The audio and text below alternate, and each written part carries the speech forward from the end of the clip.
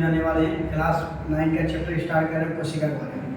सबसे पहले देखिए कोशिका होता क्या है। कोशिका जो है जीवों के रचनात्मक और क्रियात्मक इकाई होती है, उसको हम लोग कोशिका कहते हैं। और जिस प्रकार जो होता है, अगर कोई मकान के निर्माण में ईंट का अहम भूमिका होता है, उसी प्रकार जो है आप अपना जीवन की शरीर जीवित कोशिका जो होता है, जीवों की कोशिका से ही शरीर का निर्माण होता है।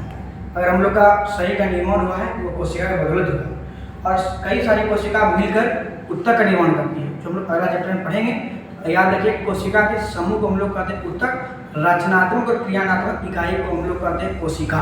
चलिए आइए कुछ कोशिका के बारे में ज्ञान लेते हैं कि कोशिका में क्या क्या होता है। ठीक है, आज हम लोग देखने वाले कोशिका झिल्ली के बारे में देखने वाले हैं। और कोशिका झिल्ली का ही नाम दूसरा है प्लाज्मा झिल्ली। सुनिए, कोशिका झिल्ली को प्लाज्मा झिल्ली भी कहते हैं। इसमें क्या क्या गुण होता है उसको देखना।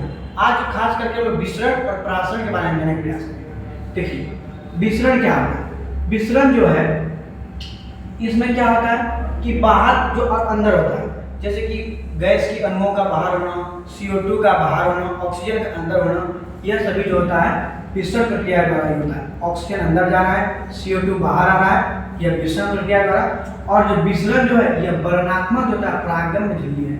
कि जो है कोशिका झिल्ली जो है यह जो वर्णात्मक परागगम्य झिल्ली होती है, और विसरण प्रक्रिया के द्वारा ही कार्बन डाइऑक्साइड और ऑक्सीजन की गैसों का आदान प्रदान विसरण प्रक्रिया के द्वारा ही होता है।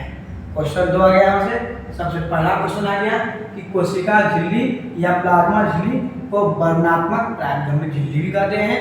और कोशिका झिल्ली में विसरण प्रक्रिया के द्वारा ऑक्सीजन और CO2 का आदान प्रदान होता है, अर्थात गैसों का आदान प्रदान विसरण प्रक्रिया द्वारा। विसरण के द्वारा गैसों का आदान प्रदान होता है। और ये सबसे इंपॉर्टेंट है, विसरण प्रक्रिया उच्च सांद्रता से निम्न सांद्रता की ओर जाता है। विसरण प्रक्रिया जो है उच्च सांद्रता से निम्न सांद्रता की ओर जाता है। ठीक, आप देखिए परासरण के बारे में। परासरण जो था यह परासरण प्रक्रिया जितना प्रक्रिया जीवित कोशिका में होता है, मृत कोशिका में नहीं होता है, जीवित कोशिका में होता है। जैसे जल के अणुओं का गति जो है, जल का अणु अंदर गया बाहर आया तो आप मारिएगा ठीक किसका, परासरण के बारे में। लेकिन गैस के अणु का अंदर बाहर जाना मारिएगा विसरण।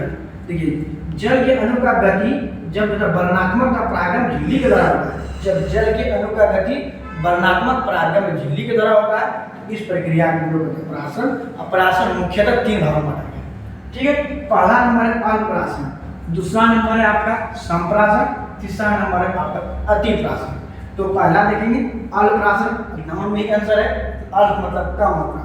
इसमें जो है कोशिका के अंदर जो है अधिक मात्रा में जो होता है, इसका घोल जो है अधिक मात्रा में रहेगा, कम मात्रा में जल जो होता है अंदर अधिक मात्रा में रहेगा और बाहर कम मात्रा में रहेगा।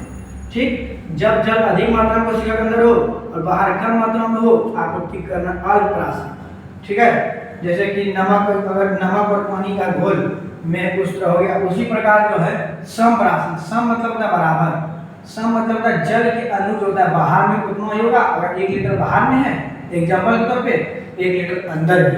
ठीक, यह प्रक्रिया जल में होता है, जल में कोई तरह शुद्ध गति नहीं होती है। कौन प्रक्रिया के द्वारा, संप्रासरण। अतिप्रासरण क्या होता है इसको भी जानिए।